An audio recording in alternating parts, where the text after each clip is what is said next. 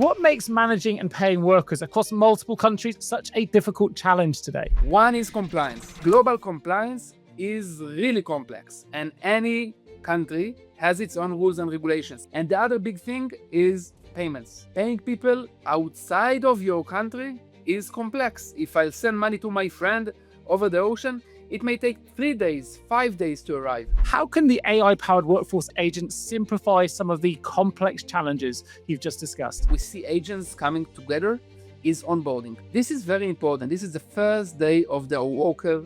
This is the first interaction of the worker, first engagement with the company. It matters. If it's iffy, then the worker will have an iffy experience. So what we see today is we see companies using AI in order to create tailored onboarding experience. Keeping businesses thriving, compliance and safe, forecasting strategy, it's all on our mind. It's time payroll took its place in the boardroom to shine.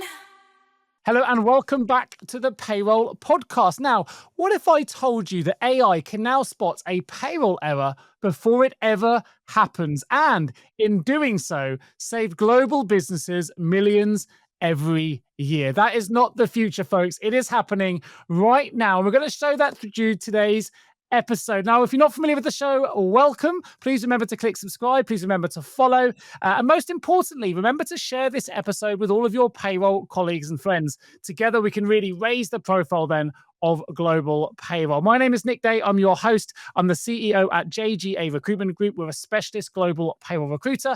And today we're diving straight into one of the most exciting frontiers in payroll and technology. And to do that, I'm joined by Amit Levi, who is Senior VP of Product at Papaya Global, the company that is transforming how global payroll is managed, automated, and trusted, a key word when it comes to payroll, I think. Amit leads innovation across Papaya's embedded AI platform, helping organizations to manage compliance, payments, and workforce complexity across more than 160 countries. Now, most importantly, today we're going to be exploring how AI-powered workforce agents are redefining payroll, why global payroll is still one of the most complicated processes in business, and what it takes to build trustworthy, human-centered AI in one of the most critical areas of operations. So without further ado, welcome, Amit, to the Payroll Podcast. It's an absolute delight to have you with me today. Thank you, Nick. That's an amazing intro. Thank you for having me. Super exciting topic, something that I've been discussing on the stage, something that a lot of people are interested in hearing more about. It's kind of the next evolution of AI, is talking about workforce agents. But before we dive in, first question for you to kick things off. What does the word payroll mean to you? Problems and opportunities. It's like, payroll to me is associated with so many different things. Like, in order to run payroll efficiently, streamline payroll, you just have to take care of so many small little details, and that's the first thing that come to mind. And then it looks also, of course, in the context of when we work, I think of it as an amazing opportunity, because with the world changing today, with stablecoin, cryptocurrencies, AI, all of the good that tech throws at us, payroll is changing, and that's really exciting. I couldn't agree more. Problems and opportunities. And I love the fact you just mentioned there crypto and blockchain and the tokenization of payroll, which we're not talking enough about yet. That'll be another episode for sure we need to have on this show. But from your perspective at the moment, we know global workforce and payroll is incredibly complex, as you said, problems and opportunities. So what makes managing and paying workers across multiple countries, I think over 160 at Papaya, such a difficult challenge today? Let's put Papaya aside. There are so many global companies, and they have workers all over the world. Now, if I want to pay one worker where I live, it's not that complex. It's basically doing a bank transfer. But if I have many workers across many different regions, I need to understand two things really, really good. One is compliance. If I want to pay now in Nigeria, I need to understand the tax rule in Nigeria. If I want to pay in Holland, I need to understand, vacations, off days, and so on and so forth. Termination rules. Global compliance is really complex, and any country has its own rules and regulations. So that's one huge problem. And the other big thing is payments. Paying people outside of your country is complex. If I'll send money to my friend over the ocean, it may take 3 days, 5 days to arrive. and the fees may be, deducted, and currencies are different. That is crazy complex. So if I'm running a global enterprise and I need to pay a workforce that is scattered around 30, 40 countries, this is a huge headache. I can imagine. And actually, you raised something that I think is really interesting, something we've been analyzing in our work here at JGA, which is the convergence between payroll and payments, how closely they're starting to merge now as we go into global workforces. As you say, it can not only take a long time, but it can be quite expensive in cross currency exchange fees and other things. So, how does this complexity start to show up in the daily operations of HR, payroll, and finance teams? Because obviously, you work with a number of clients all over the world. What are they coming back to you with? Sure. So if you look at the standard global payroll operation, it requires both elements in it. So it requires global payroll professionals and it requires global payments professionals. A standard company will have local partners whom they will work with, and they will have local banks whom they will work with. And so they need to do payroll for every location this separately, and they need to consolidate everything together to one picture. So what we see from companies today is that they have a scattered operation. In many cases, they have different HRIS systems or different data sources that feed into payroll. And from there on, they need to manipulate the data. They need to send this to a local partner.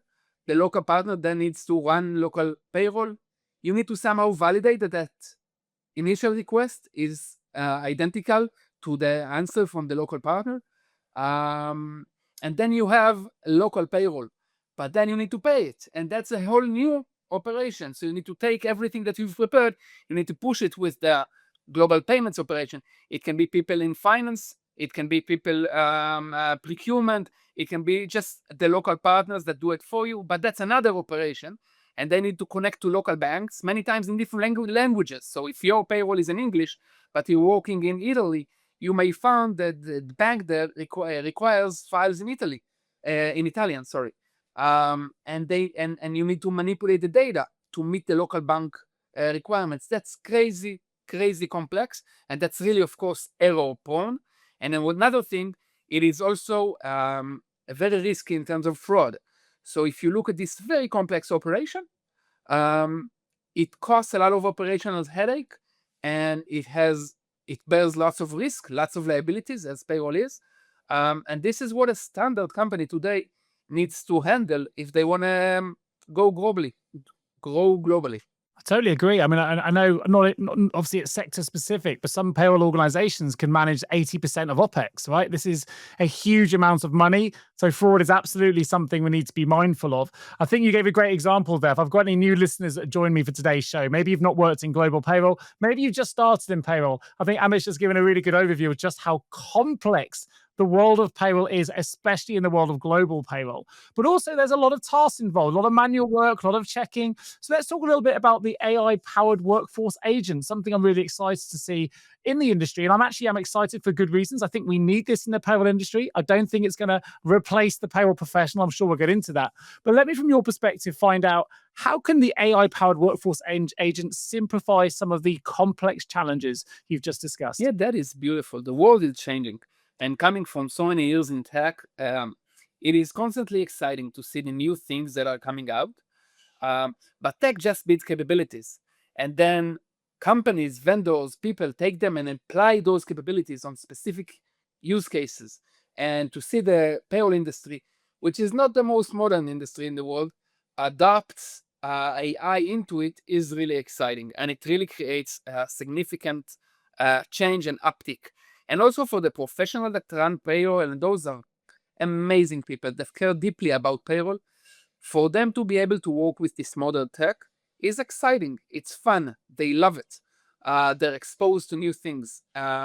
So first, I urge you again and again, any company, any individual, get to know AI. Don't be afraid of it. Try it out, play with it, see what it can give you. It's magic. Okay, it gives you superpowers. Whatever it is you do, if you do a podcast, if you do a diet, if you wanna work out, or if you do payroll, having this superpower cape is amazing. So play around with it. However, it's also risky. But we'll talk about risks in a second. Your specific question, Nick, about agents and different things that we see companies are doing. I think there are a number of amazing examples. And if that's okay, I'll take Papaya, my company, as an example. What we do in Papaya is that we're a global payroll company, and we have a knowledge base with information about employment anywhere in the world. So you can open a page. If you want to hire people in Nigeria today, you have pages upon pages to read on how to onboard, how to terminate, tax deductions, everything you need to know about EORs, ICs, contingent workforce, anything. You have it written, right? And we've been sourcing this content for years and years now. And that's the best catalog in the world if you want to hire people. But it's very hard to work with it, because if you're a professional now, your question is relatively easy. I want to understand how to grant equity in Nigeria. So what we did is where we built an agent on top of everything on this entire catalog of knowledge, where you can just basically talk with it and ask it whatever it is you want to know. It will answer. You can then ask it another question. And once you kind of complete the research phase, you can then ask it to do, okay, so please onboard this worker. Please reach out to that worker and share the summary of our discussion. So you can take the knowledge that, and global payroll is always a vast knowledge catalog, and you can make it conversational, and you can make it actionable, which is amazing. Another world where we see agents coming together is onboarding. For an enterprise or an organization that now onboards a new worker, this is very important. This is the first day of the worker.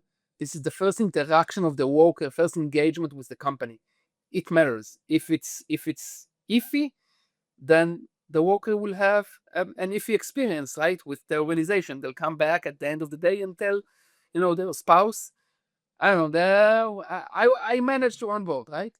But if they experience something that is fun, that is exciting, they will come to work more excited, and they will value the organization.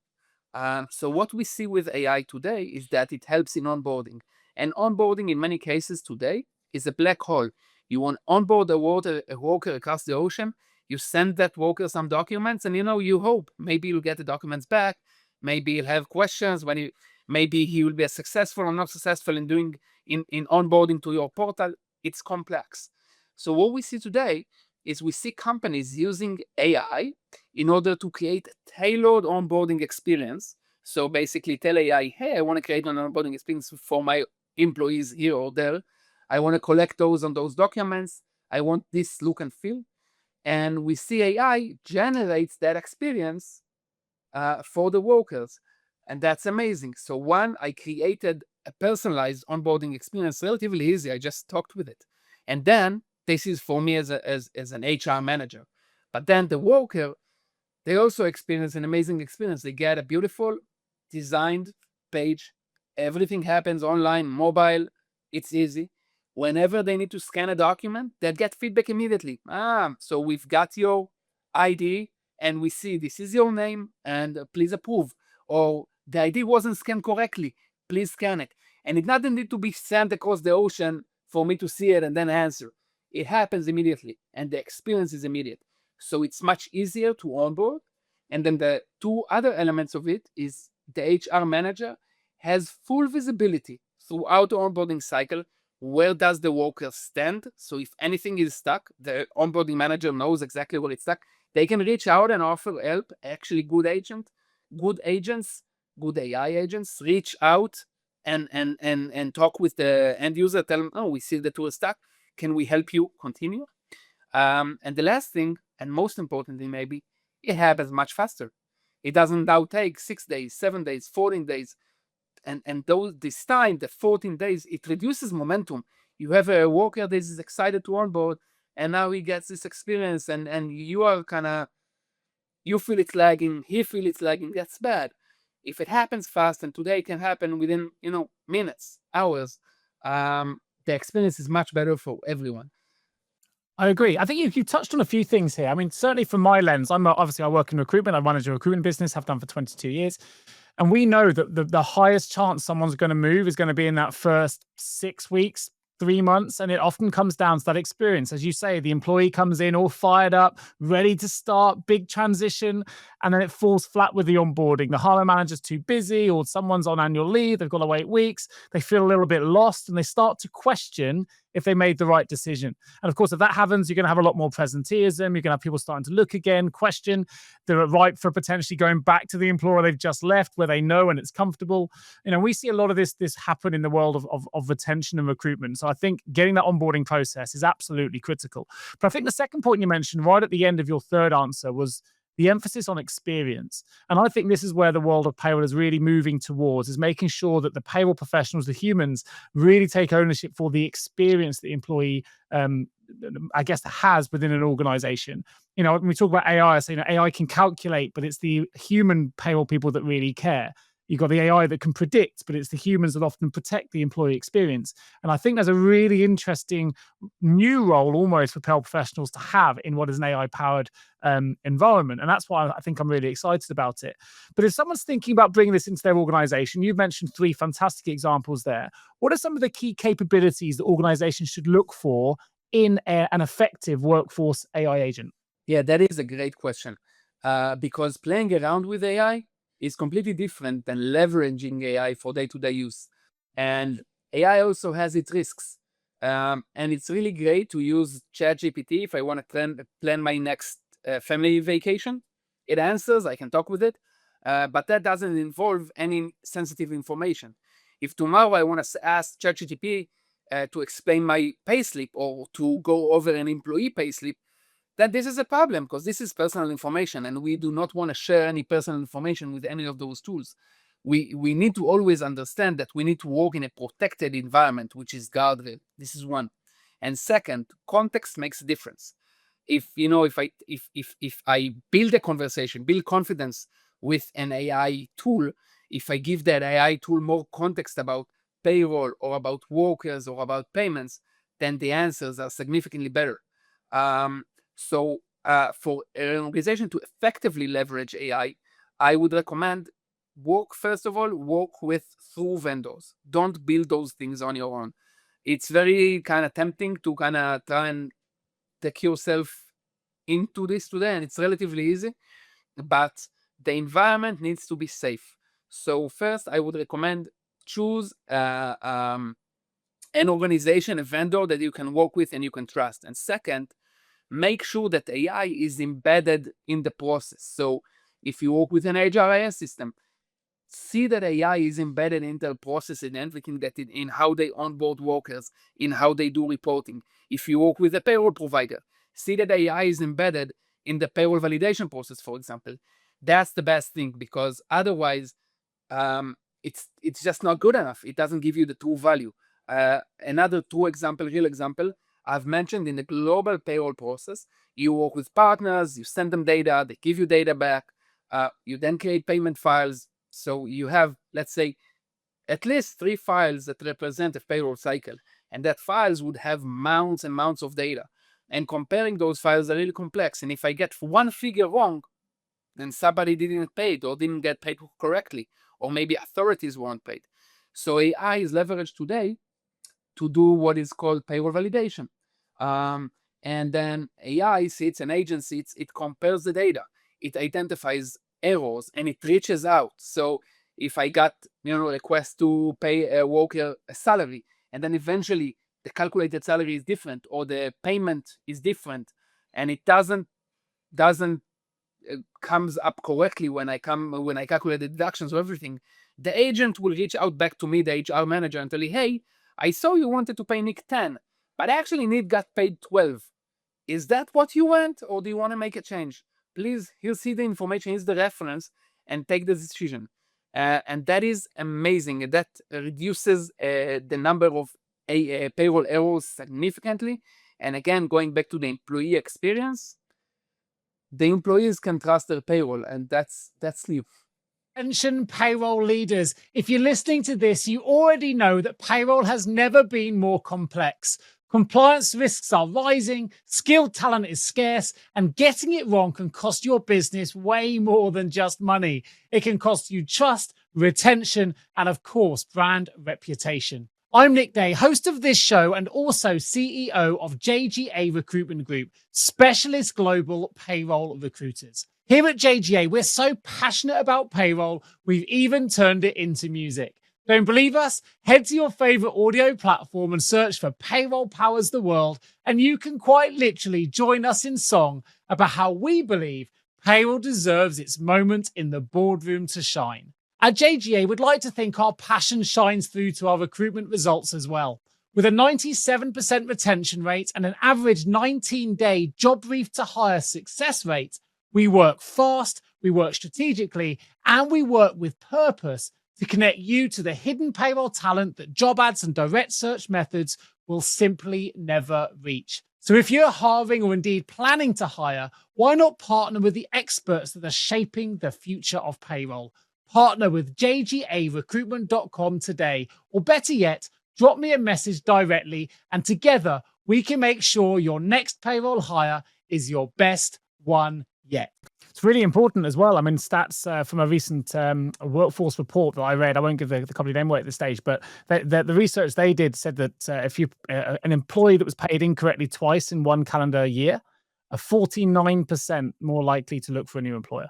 So you make 2 errors in a pay cycle and suddenly half your workforce potentially, registering on LinkedIn for new jobs. So you do need to take this seriously. And this is kind of the power that it comes into the world of payroll now. With great power comes great responsibility, and there's a responsibility now to build that trust. So you've mentioned trust, you mentioned assurances in the payroll AI process.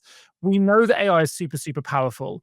But in such critical areas like payroll, which you just highlighted there, one payroll error and some of the stats I've mentioned can have a significant impact. How can we help the leaders that may want to leverage this technology to trust it? What kind of safeguards or controls do they need to have in place to start utilizing this technology in a more confident manner, I guess, but also a safe manner at the same time? I would say it needs to be guided and it needs to work on an enterprise level. So again, it's not, a resourceful payroll manager that now starts sending, running files through Gemini or building, applications in Lovable. That's not the right way to do it. The right way to do it is through vendors, through a secured environment, through rigid processes, and through gradual rollouts. What we see is, and this we see when we interact with AI personally as well, it gets better. So the first interaction wouldn't be great. It can have feedback and it will improve. And the idea of gradual rollouts means if I have now an AI capability, like the worker onboarding that I've mentioned, for example, for the first few runs, 10 runs, 20 runs, 100 runs, I need to look at its results. I need to make sure it works as expected. I need to give it feedback. And only once it's consistent and it's trustworthy, only then I can let it run on its own and go to my next problem. I like that. You know what? It reminds me of kind of tradespeople. We can use YouTube to handle our own home electrics or home plumbing, but there's a reason I don't. There's a reason I go to an electrician or a plumber, because I don't want to kill myself at home following a YouTube video. And some of these things are relatively simple to do when it comes to electricians or plumbing stuff, like home-based things. But you get it wrong, and it can have a serious implication. So it's similar, I think, with AI. It's so easily adaptable and adoptable that it can be tempting to do it ourselves. But as you say, the risks go up with that reward. And I'd just be very mindful of that. I think working with a vendor that understands those risks and can protect you and your business, and of course your employees, is really, really critical. So from your perspective, you mentioned obviously Papaya have been doing this for some time. You're pioneering in this space. Are there any kind of real world examples of where your AI solutions have really helped clients to transform their operations? Yes. The easiest example is from Papaya. We see our operation, our back office. We measure it very rigidly because that's much of what we do. And we see it over the past course of the last 18 months, 14 times more effective. Okay, 14 times more effective. And that is because we leverage AI for so many of the processes. Again, document validation is an amazing example. So onboarding documents, understanding the context of the documents, pushing them to wherever they need to happen. Payments, a lot of work around payments, understanding the statuses of payments, reaching out to different payment, let's call it ecosystem components through AI, using agents to monitor and measure the payments activity has significantly reduced our operations. And then another thing, and very important for global enterprises, is customer service. Again, when I'm a global enterprise, my workers, I want to give them service. If they get a payslip and they want to ask a few questions about the payslips, they're entitled. I want to give them the best support, but that takes time. And with AI, we can build a payslip agent that can help me or help the end user, the worker, understand their payslip better. We've seen this really reduces support cases on our side. And again, think about the worker experience. That is tremendous. That makes the workers happy. I always remember EY published their study, got some time, probably 2-3 years ago now, when they introduced chatbots into their organization. And in the first 2 weeks, they noticed, I think it was a 25% reduction in queries coming in, which I think was, pretty significant. But the stat that I found really interesting was, while they also had a 25% reduction in queries, actually the customer service experience metrics went up by 35% as well. People preferred being able to handle their simple queries without going to an individual every time. Maybe they were a bit nervous, it made it easier. So I think that second metric was the important one. Sometimes we can improve efficiency, but at the cost of service. But when both go up together, you want a win-win kind of scenario. You mentioned it's 14 times better. So tell me a little bit more about that. What was your original metric? You say it's 14 times quicker, 14 times better customer scores. Tell me a little bit more about that metric, your starting point and your finishing point. So when we measure our internal operations, we mainly measure the efficiency per time unit. So how many workers do we need to manage, the workers that we manage, right? So if as a company, if we serve 1,000 employees, how many Papaya workers we need in order to save those 1,000 employees? And when I say 14 times better, it means that with the same workforce we have internally, we manage to serve 14 times the workforce that we serve. Yeah, that's impressive. It's impressive. So if we think then about the future of payroll, and we've talked a little bit about that connection already with employee experience. There's a number of on-demand trends now that the Gen Zs and millennials, they want everything on demand. We can order something at a restaurant and pay for it 7 different ways using 3 different apps, and then we can order our Uber at the same time. We know that the world is changing. So how do innovations outside of just workforce agents, maybe things like earned wage access, on-demand pay, things like that, how do they tie into the work that your AI agent does internally? Are they connected? Are these revolutions? Tell me more. I must say, personally, for me, this is the most exciting things, because again, it touches people. People today, my dad was working for a factory. He was working for the same factory all of his life. We're talking about like 40 years of working, waking up with the same hour, back home the same hour. That was his work, same bank account. Today, I have friends. Today they're in Portugal. Tomorrow they're in Italy. The day after they're in France. They're a global worker, right? They're digital nomads. We have people coming from all over the world to work in other places, even for longer time periods. And the nature of workforce really, really changes. Modern people, as you said, they're more connected to their phone than to a bank. And the way we see the future of workforce is personal.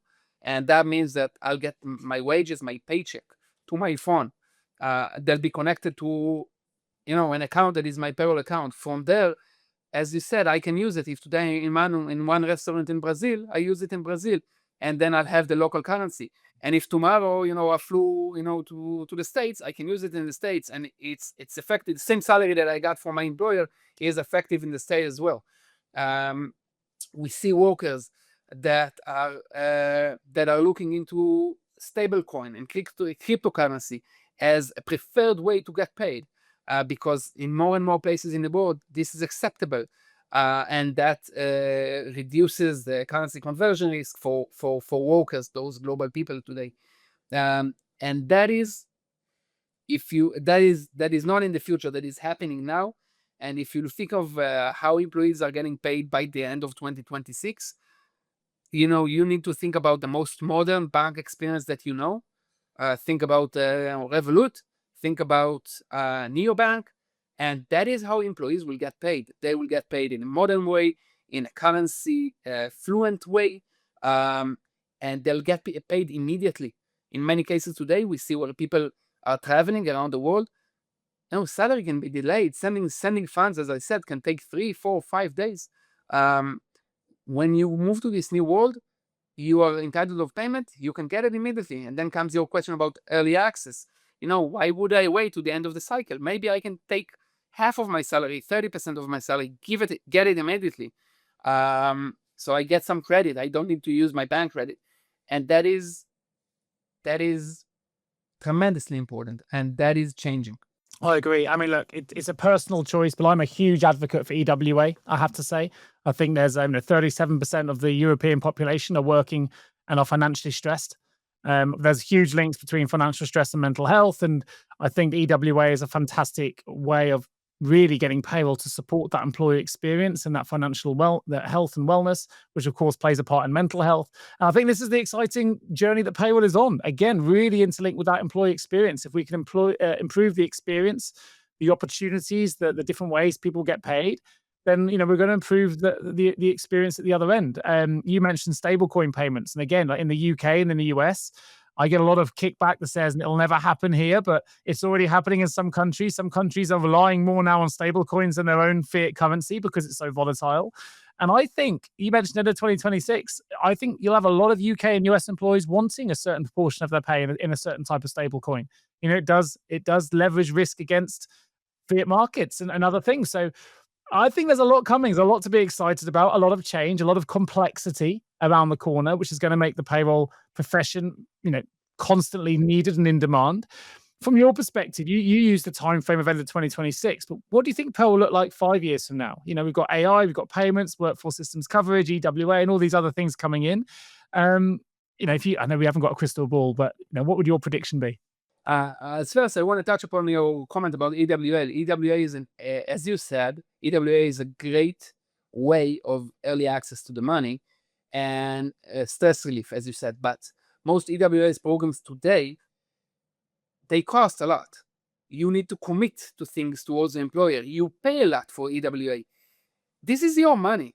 It doesn't need to cost that much. I agree, by the way.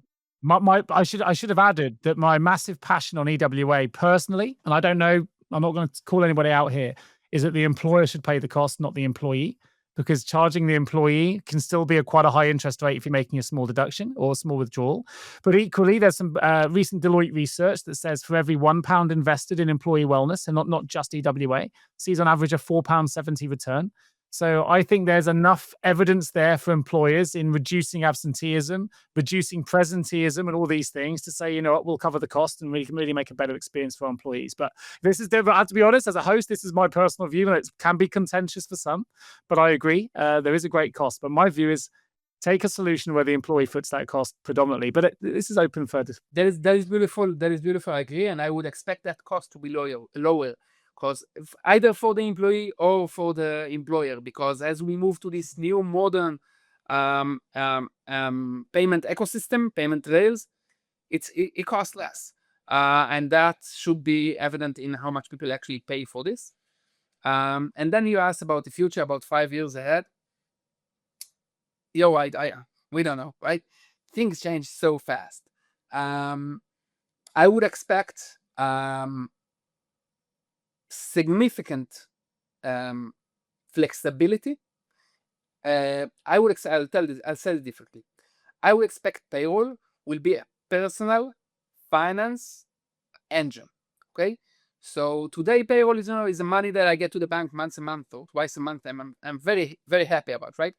But it doesn't do anything for me. I just get it, then I can use it. Payroll for the country, on the other hand, is a way to tax the entire population, right? So through payroll, countries are becoming or rich or are able to manage their economy. But the end workers, there is no additional value to getting paid.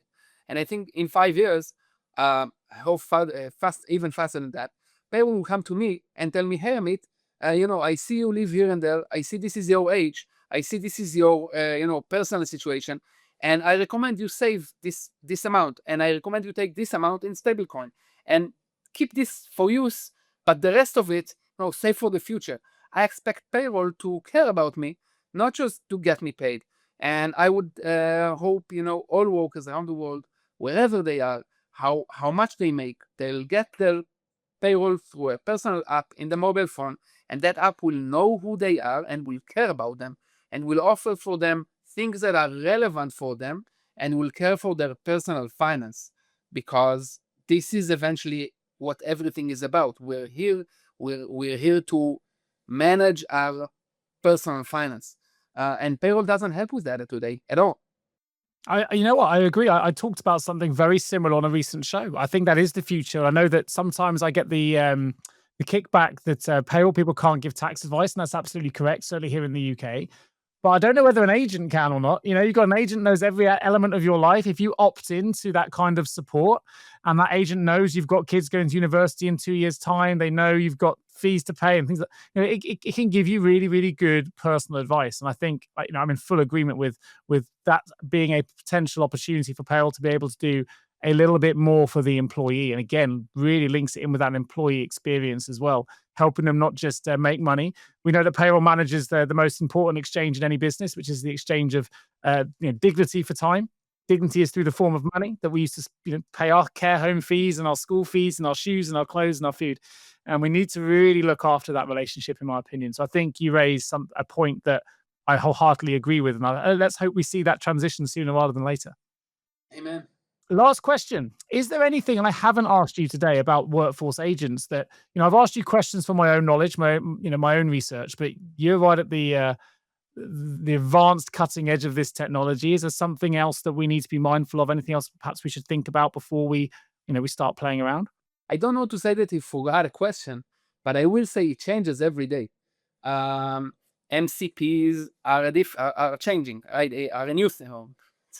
Nothing is new today. It's for a few months, but everything is changing all of the time. Just yesterday, OpenAI released a new browser that is different. It works differently. I think AI presents new gifts every day. I think maybe the last thing is, how am I as a payroll professional?